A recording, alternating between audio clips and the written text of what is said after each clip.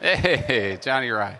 All right, nice to meet everyone. My name is Jamie McAvity. I'm one of the co-founders and the CEO of Cormint. Cormint is a Bitcoin mining company that's headquartered in West Texas. Our location is at the site of a decommissioned wind farm out there in the beautiful West Texas desert.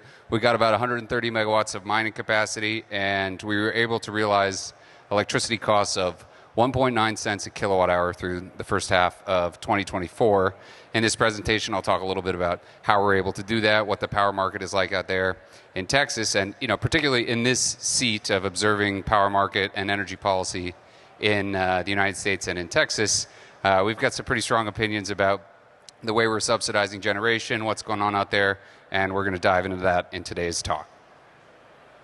So, we got the two great experiments of the current America. The one that Bitcoiners are obviously most familiar with is the rampant out-of-control growth of the monetary base through federal intervention and money supply. We're not going to talk about that today, but I'm sure you're all very familiar with it. What you may be less familiar with is there's a similar federal intervention going on into our electricity markets. So this shape that you're looking at right here, I'll give you a hint to quack. It's a duck curve, and the duck curve is what happens when you have a really high penetration of solar energy into an electricity market where the shape resembles a duck because power prices are really, really low when the sun is shining, and then they tend to be much more elevated when the sun isn't shining. And the goal of our current federal subsidies is to decarbonize our power generation system, and one thing that the monetary experiment and the electricity experiment have in common is that Bitcoin fixes both of them. So,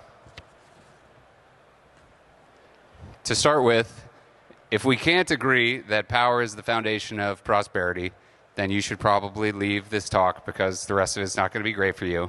But generally speaking, there's a pretty strong positive correlation between high electricity consumption per capita and high wealth countries. And this isn't just people watching Netflix and playing video games, although that is a benefit of living in an abundant electricity country or state.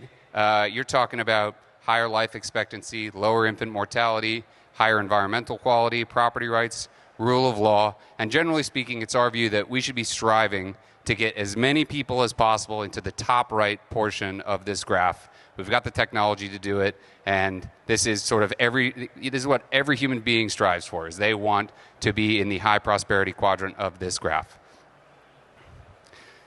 So that's a global situation, and this is a graph of the United States electricity generation. And you can see here, we are flatlining in the amount of electricity that we're generating as a country here.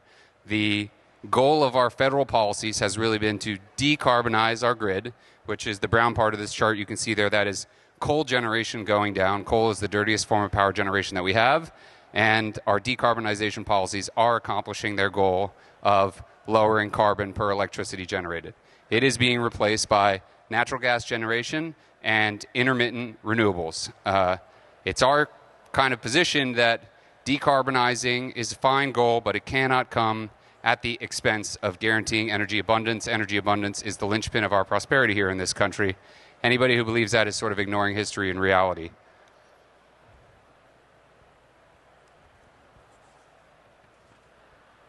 So this is a chart that kind of shows you where the growth is coming from. So the coal is going away. Coal is a reliable form of generation. It's always on. It can be ramped up to meet the needs of the grid, but it's very dirty. We are replacing coal with wind and solar. And wind and solar are what's called intermittent sources. It means that you're relying on the sun to shine or the wind to blow in order to get your power. And when you start to make your grid up with more intermittent sources and you replace reliable sources with intermittent sources, you introduce more price volatility in the electricity markets, and it's a higher likelihood of there being electricity shortages. And so you can see Texas is one of the most deregulated and business-friendly places to build a power plant in the entire country. And Texas has increased the penetration of renewables by about 400% over the last decade. Go Texas. So we're going to talk a little bit about Texas in a second, but I also want to talk about California. So California is the opposite of Texas, but it's also accomplishing a similar goal in rapidly decarbonizing its electricity supply. So California has a heavily regulated market. The government is involved in what kind of power plants get built and who pays for them, the taxpayers. And through these policies, they have achieved a decarbonization goal. They get 38% of their electricity from solar.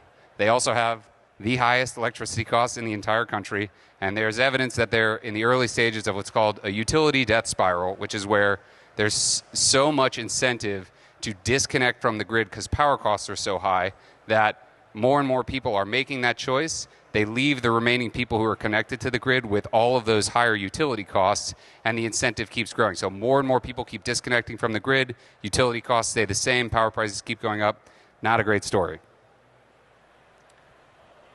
So Texas, on the other hand, is historically amongst the cheapest power in the entire country. It's the most deregulated marketplace in the country, and it has the highest volatility. Power volatility comes from a deregulated marketplace where they basically allow free market price signals to set power prices. And so some 2023 data for you here. About 99% of the time in 2023, power prices were 3.5 cents per kilowatt hour in Texas, and then 1% of the time they were $1.60 per kilowatt hour. So about 50 times higher 1% of the time. So if you're able to avoid just those 1% of high-priced time periods, you can shave a whole bunch off of your electricity costs. Another thing to note here is you can see that bar all the way on the left there in this chart, and then these numbers, that's the incidence of negative electricity pricing in a power grid. And so negative pricing comes as a byproduct of federal subsidies to generate renewable energy. Basically, if the government is paying you more than the negative value of the electricity price, it's still economically rational for you to generate power because you're going to combine the tax credit plus the negative electricity price. That can still be positive. So over the last 4 years, we've had between 7 and 10% of negative electricity pricing in Texas. But you can see that it sort of peaked in 2022, and it's now going down through 2023, 2024. Same thing is happening. This has also coincided with about 4,000 megawatts of Bitcoin mining load coming into Texas. And so we're going to make the case today that the Bitcoin mining production credit is effectively restoring some integrity to this deregulated electricity marketplace by consuming excess power that's generated from renewable intermittent sources and then shutting off during peak electricity periods, so it's not contributing to peak demand. So from the perspective of a transmission grid operator, the things you want your power grid to be is you want to have an abundance of electricity.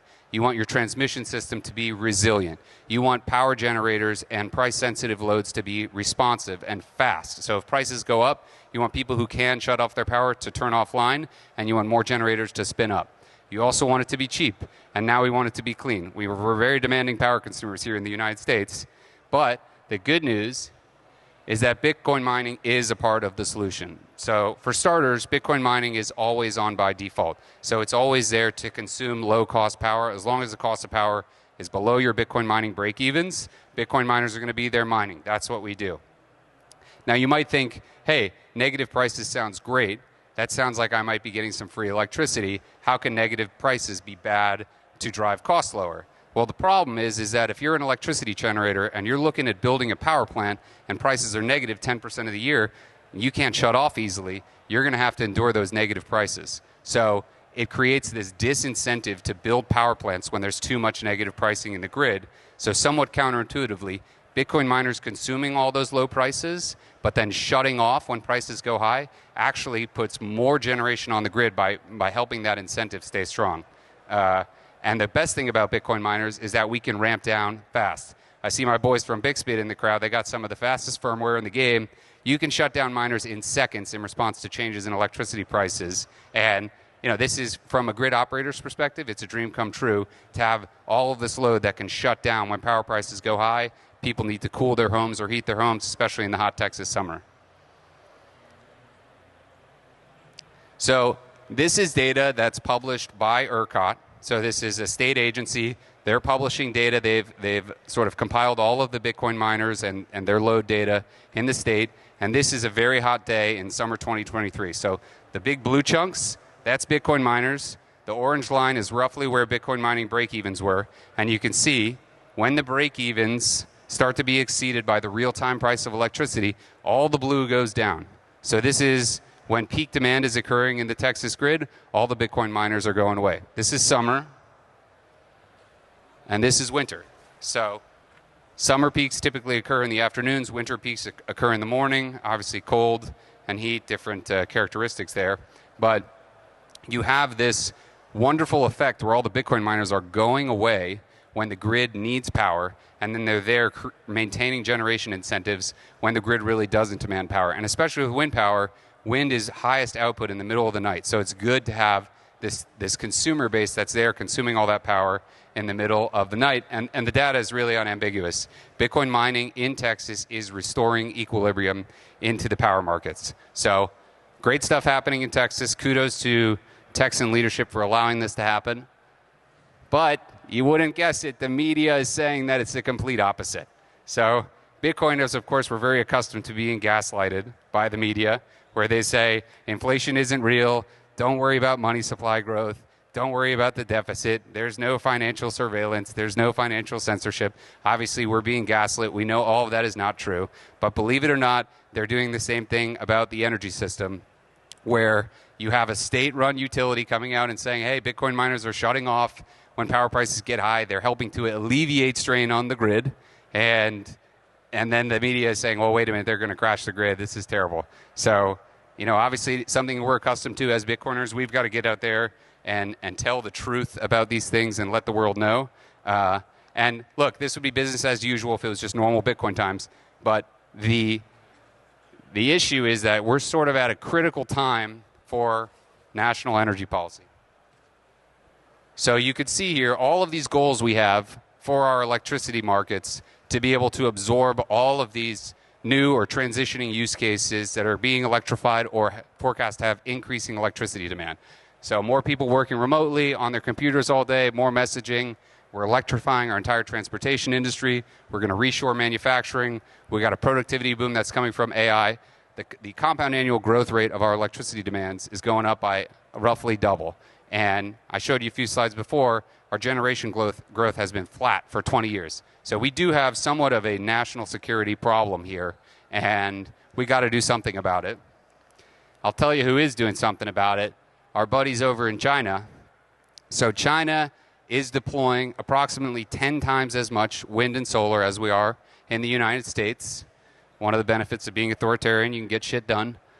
And they are also increasing the size of their nuclear fleet by 50%. So they are understandably decarbonizing their economy with an appropriate mix of wind, solar, and nuclear. Nuclear is always on. It's reliable. It's a carbon-free miracle. Wind and solar are there. They're cheaper. They're intermittent. You combine them with batteries, you can get the job done. So China, arguably our biggest adversary in the world right now, not only are they decarbonizing their grid much more effectively than we are, they also own most of the supply chain for battery and solar materials. So we're making them richer as we decarbonize, and we're doing a worse job of it.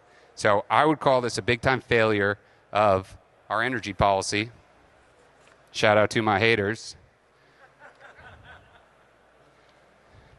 And energy policy, we're not doing great. But China seriously dropped the ball on Bitcoin mining. So we demonstrated earlier that Bitcoin mining can have these wonderful complementary effects on a decarbonizing grid by soaking up excess wind and solar and then shutting down during peak demand.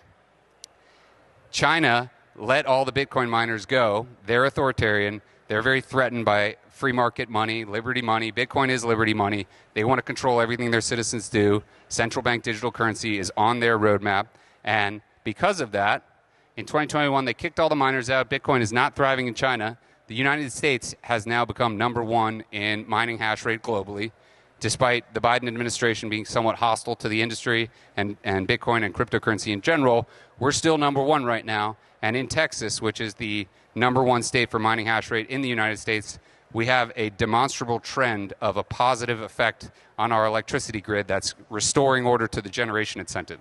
So This is really, really good. Mining is a great tool to achieve our goals of decarbonization, and we got the majority of hash rate here in America. This is a really good thing. We should be very stoked about this. So now I'm going to give my prescriptions for my candidacy as Secretary of Energy in 2024. Number one, we've got to level the playing field between carbon light or carbon zero responsive generators and intermittents. So we need carbon light or carbon zero generators who can flex up their generation output to meet the needs of consumers when the wind is not blowing and the sun is not shining. We cannot rely on Mother Nature to give us reliable power. It's not going to work. We can get lucky. We might get away with it, but it's not going to work forever. Number two, we've got to design a regulatory framework that expedites the interconnections of flexible loads like Bitcoin miners. If a load can come on, consume a bunch of power when it's cheap, and then guarantees that they'll shut off when power is expensive, that is going to create an incentive to build the power generation that we need in the country to deliver cheap power for the industries of the future that our other policy goals state we're trying to do here. So it's kind of like a head scratcher. Hey, where are we going to get all this power from? This is the way to do it. If you get more flexible loads in there, that's going to incentivize more generators to come on. Believe it or not, generator guys have spreadsheets too, and they crunch the numbers. The third thing we got to do, and this may be a little bit of a stretch goal, but we got to create a framework to secure and perpetuate American dominance in all things Bitcoin.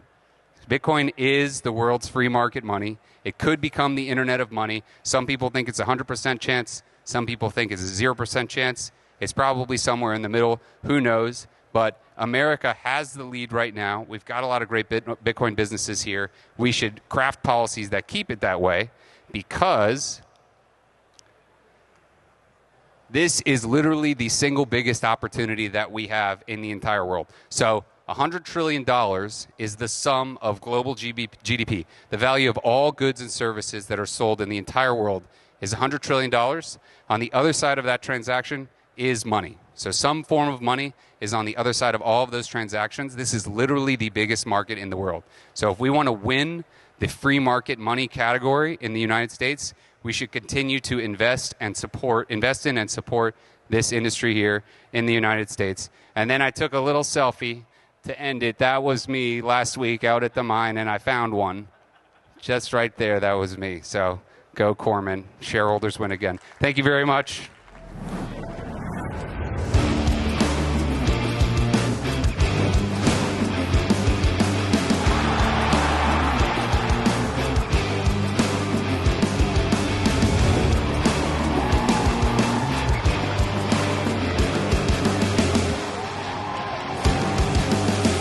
Next year, we are bringing the Bitcoin Conference to the American West, Las Vegas. The brightest minds in the world will converge to deliver Bitcoin history.